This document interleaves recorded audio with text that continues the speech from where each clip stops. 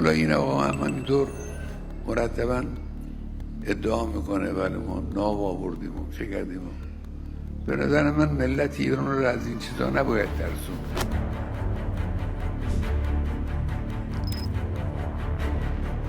ملت ایران تحت تأثیر این حرفا قرار نمیگیره، از برخورد حق نمیهرازه. ما شروع کننده نیستیم، ما به کسی ظلم نمیخوایم بکنیم، به کشوری حمله نمیخوایم بکنیم.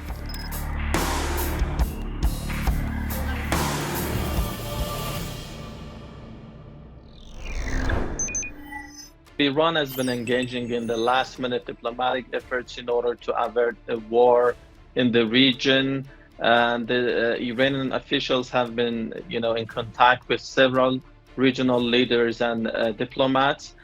They want to make sure that they are ready to engage in a diplomatic process in order to avoid a renewed conflict in the region. But in the meantime, we have been hearing from Iranian, sources that the military sector is in a high alert mode. They are ready for a renewed war. This might look like to the, pre-12-day war back in June 2025, where the United States, pretended to be engaging in a diplomatic negotiations, but when they attacked, the country through Israel initially, then joined by the United States itself.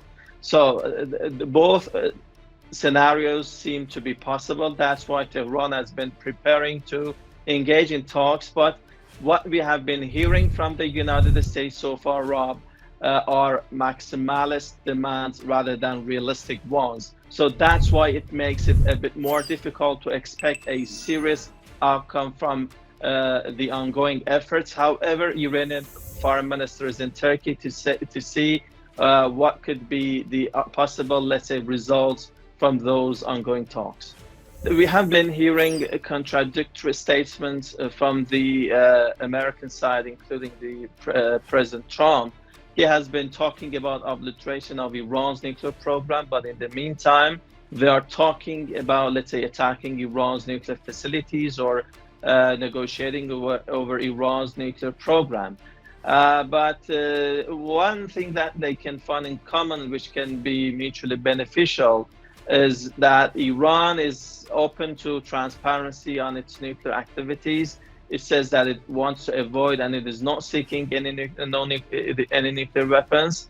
And this is something which can be somehow favorable to the United States. But Tehran has not changed its stance in terms of the right to enrichment. And that is the point that the two sides seem to be differing and not to see eye to eye when it comes to the nuclear matter. So the United States, they seem to be aiming and seeking dismantlement of the nuclear program, which is not acceptable for Tehran, because, Rob, this doesn't seem to be the end game scenario for Tehran, but rather beginning of a new course that they can invite further attacks from the US and Israeli side.